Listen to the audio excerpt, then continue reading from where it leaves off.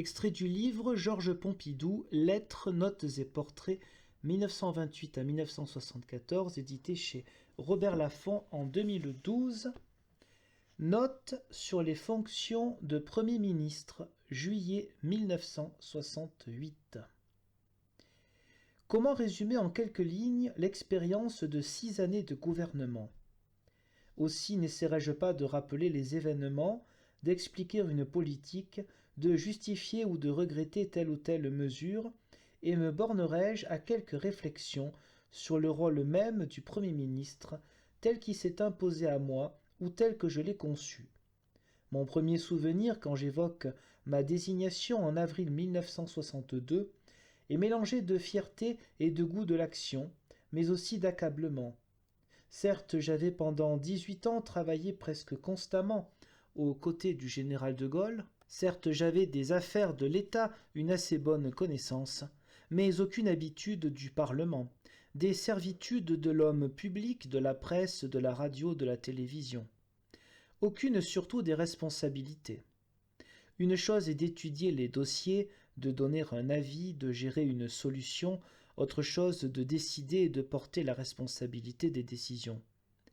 Il est vrai que dans la Ve République, le Premier ministre ne porte pas les responsabilités suprêmes.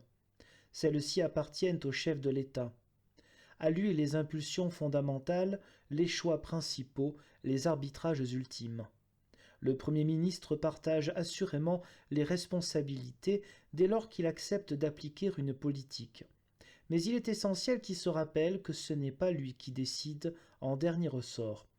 Il y a là pour le Premier ministre une limite à ses pouvoirs, mais aussi une source de tranquillité morale, surtout quand le président de la République est le général de Gaulle. Son rôle n'en est pas pour autant facile. D'abord, pour être à l'aise et en repos avec sa conscience, il faut n'être jamais en désaccord avec les décisions importantes du chef de l'État. Le Premier ministre doit, si j'ose dire, être sur la même longueur d'onde que le président de la République. Il doit veiller à ce que l'action de tous les ministres aille dans le même sens et à ce que la solidarité gouvernementale se marque non seulement dans l'action, mais aussi dans les pensées, voire dans les arrière-pensées. Il doit ensuite diriger les administrations dont la marche est chaque jour plus complexe, les compétences plus étendues, et dont les problèmes remontent de plus en plus jusqu'à Matignon.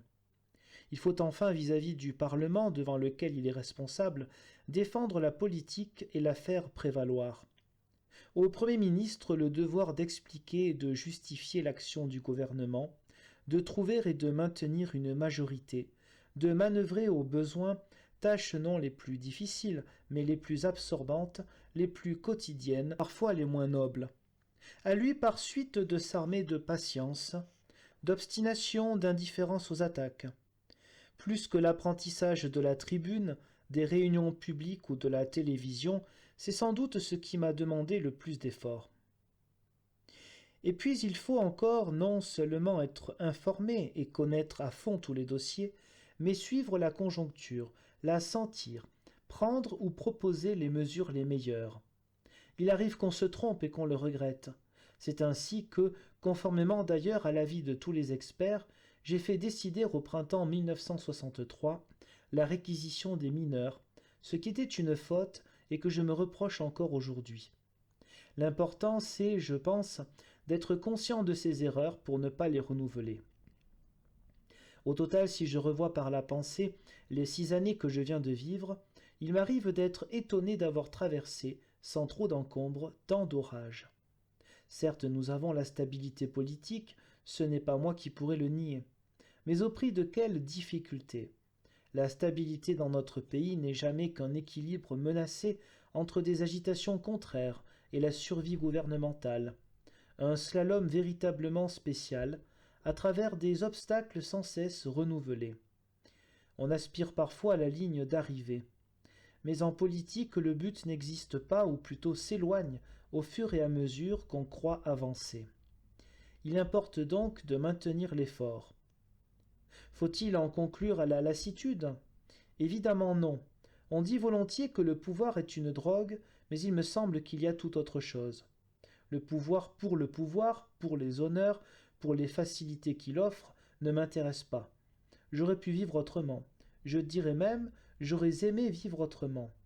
Mais ce qui est sans prix, c'est la conviction d'être associé à une tâche historique, de participer immédiatement aux côtés d'un homme exceptionnel à une œuvre sans précédent de rénovation nationale.